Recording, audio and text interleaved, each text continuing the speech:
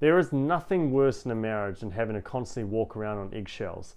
Every time you say something, he gets angry or he shuts down. And so you always feel like you have to tippy-toe around and be really careful about what to say so that you don't stir up those emotions. Well, now I'm going to talk you through how he really wants you to speak to him, but also how to act around him so that you can completely shift the dynamic around your marriage. Just to be clear, I'm not trying to get you to adapt who you are in order to just meet his needs. What this is really about is learning about the fundamentals of male psychology and male communication so that you can shift your approach and ultimately create an environment where both of you are able to thrive. Now, the first approach you want to take when it comes to speaking with him, but also acting around him, is what we call lightness. See, a lot of men are actually afraid of their wives. I know it sounds a little bit strange, but that's the reality of it. So they feel they have to be very, very careful around what they say. Now, part of the challenge is that men and women tend to communicate in very different ways, which is to say the masculine and the feminine energies communicate in very different ways. Now, let's say he says, "Hey, hun, do you mind if I go and have a drink this evening with Johnny and Bobby and whoever it is?" And you haven't had much quality time with them. You might say, "Yeah, sure, no worries. Yep, no, you go. For a lot of guys, they're going to hear that and say, "Okay, so you said, yep, go." So then they will go. You can tell here that whoever's saying, yeah, no, you go ahead, whoever's saying that knows that they don't really want their husband to go off with their friends. But the man is just simply hearing the direct communication there. They're not hearing the indirect communication in terms of the tonality shift and the differences around that.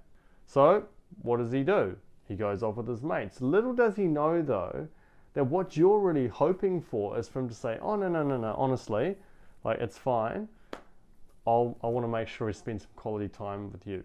And making sure that he actually wants to do that, not just out of obligation, he actually wants to do that. But you can see here that you have two people who have different intentions in that particular moment. Now, what does that mean? Well, fundamentally, for a guy in that situation, over time, he's going to feel frustrated that he doesn't have the freedom to do the things that he wants. Equally, the female is going to feel frustrated and hurt because she's not getting the quality time from him. So that's why it's really important to have this sense of lightness about you, have that light energy. Now, obviously, there are circumstances that need to be addressed. If you're not getting the quality time that you want, well, that needs to be discussed. But it needs to be discussed in a light-hearted way. So, for example, one of the things that me and my wife do, and, it's a bit of fun and games, but if she feels like she needs a little bit more from me, what she'll often do is, just be a little bit cute and like run around the house and say like, chase me. Or, she might even send me a little text which has the acronym DYERM, which is, "Do you even remember me?"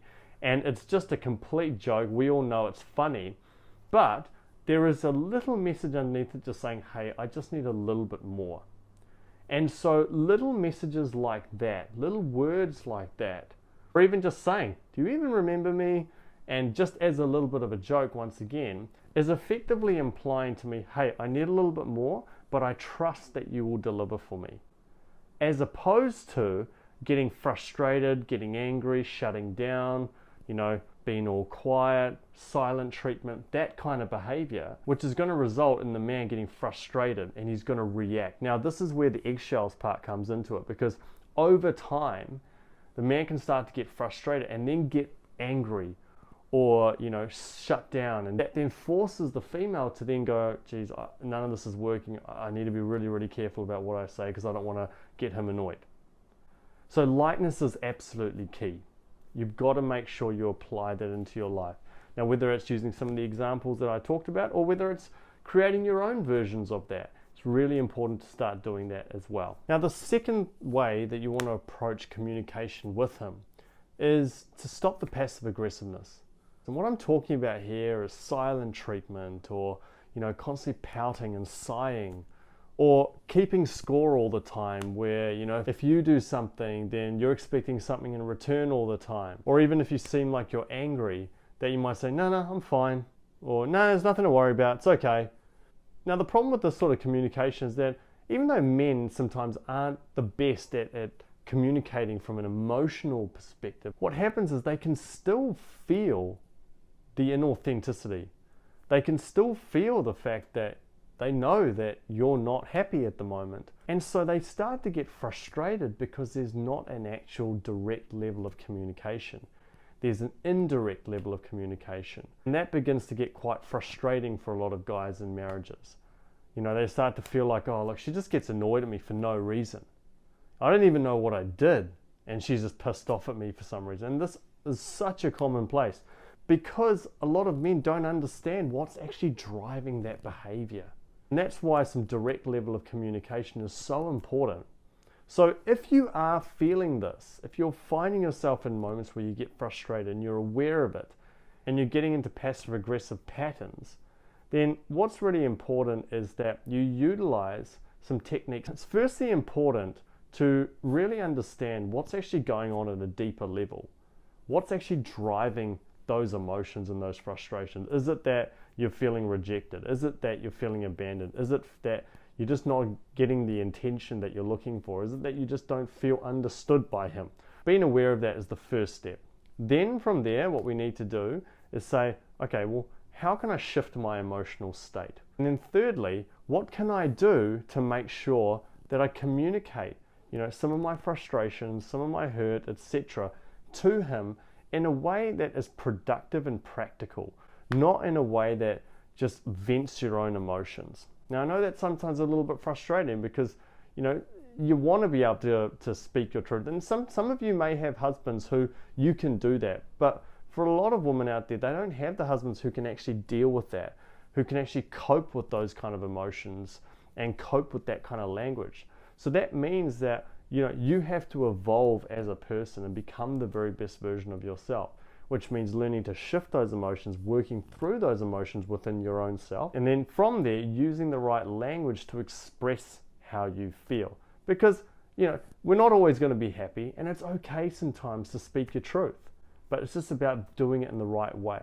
So the right way would often be making sure you find him in a moment where, he seems relatively calm and relatively relaxed. And you say to him something like, listen, honey, I just wanted to bring up something just from the other night. And I don't want to harp on about it too much, but it's just something I just want to express a little bit, was that part of the reason why I felt a little bit frustrated about what was going on was because, I felt, a little bit like this, and I felt a little bit like this. And I know that these are things that I need to work through within myself. But what I would really love is, for me, a lot of that comes from the fact I haven't really felt like I've been spending a huge amount of quality time of late. And, I know that we, spend time watching TV and so on, but what I'd love is if we could go out for a beautiful date night or go for a nice walk or something like that. And there's nothing more that I love than to spend quality time with you. You light me up. I love being around. You're such an amazing person, and so on. If you go down that track, it's going to have a much better response than if you were to just be annoyed, be frustrated, and hope that he just understands what's actually going on inside of you, which is most likely he probably won't know the deeper details of what's going on. And thirdly, make sure that you're actually releasing some of the control and the criticism and so on directed towards him. One of the biggest complaints I get from my male clients is this fact that they don't feel like their wives really respect them or, really have faith in them on any level. It's so important for a guy to feel that level of faith. They want to be propped up by their wife. They want to be feeling like they're actually doing something, that they're adding value. Now, I know there are going to be some men out there who are constantly frustrated and hurt and angry, and that even though you might say some of these things, he won't feel it. The reality is that he's doing those things because he's in pain. He's hurting. But the only way that we help people who are hurting is by actually giving love and to lift them up. Communication is an art. It's not a science. There are moments where the right language and the right tonality and the right body language and emotions can have a really profound impact. But equally, you can use those same techniques at the wrong time with that person, and it can blow them up because they feel like, no, I don't. I feel like I'm useless. I'm a failure, etc., etc. And that can happen a lot. especially if you're dealing with a guy there who's just doesn't have a very good sense of self and pretty low self-esteem. So a big part of your job here is to elevate him. Now I know, once again, that it's frustrating sometimes to feel like, look, but I'm the one that's actually needing a lot of help. I'm needing a lot of support at the moment. I can't keep giving to you. But that's where we actually have to. You know, if you're really committed to wanting to create a beautiful marriage, part of that is about having a commitment towards the other person, you know, in sickness and in health. And it's really about saying, okay, well, that person is struggling at the moment. My job is to try and elevate him as much as I can. How can I do that? To have actual faith in what he does. If he's doing beautiful things at work, or, you know, if he's just really kind and compassionate, or if he's doing some great things in terms of philanthropy, or even if there's something that he knows a lot about, let's say he's, I don't know, randomly into Formula One, or, you know, some other sporting event, have an active interest in that.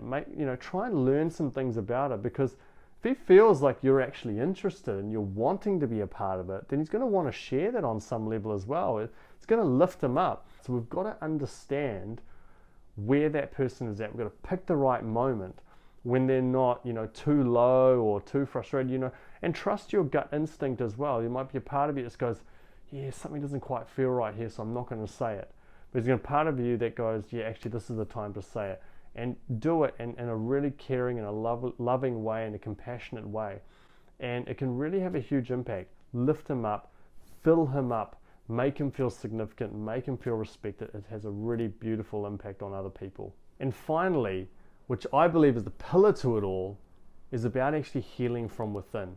Because if we're not healing from within, if we're not working through the deeper wounds inside of ourselves, then what happens is everything that we say, everything we do, is coming from the filters of our wounds.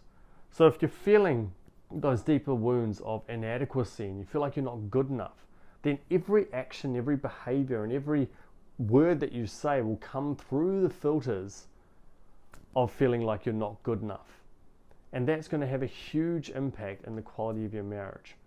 And that's why you want to elevate you. You want to know that you're enough just as you are. There are many techniques to do this and help you through a long period of time, but it's a really important thing to actually do. You've got to grow you and heal you.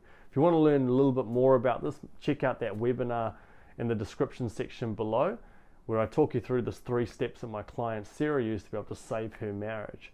And I go deep into the actual transformation piece internally, which I know is such a powerful part of the process. But you've got to really have the mindset of saying, I am going to grow and heal me. And as I do that, then everything can start to shift, because emotionally you're in a more grounded place. And when you're in a more grounded place, your energy comes across differently. You use different language. Your heart starts to open up more. We're more kind, more compassionate, we're more understanding. Even if someone is going through some tough stuff, we're not looking at it as that's really hurting me when they do that. We're thinking, man, it's really unfortunate they're going through such a tough time here, but what can I do to actually help them?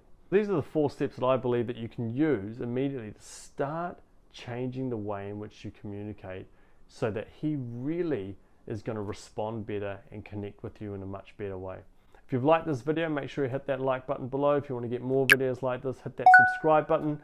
And do let me know if you've got any questions or comments on this video. I always love hearing some of the questions and the comments, and I'll make sure I respond to every single one of you. And what I encourage you to do now is that, you know, if you are feeling like your marriage is in a really, really precarious position, you're trying to figure out how to go about saving your marriage, so make sure you click this video above, and I'll talk you through the next steps on what you can do to maximize your chances of saving your marriage with your husband. God bless, and I'll talk to you in the next video.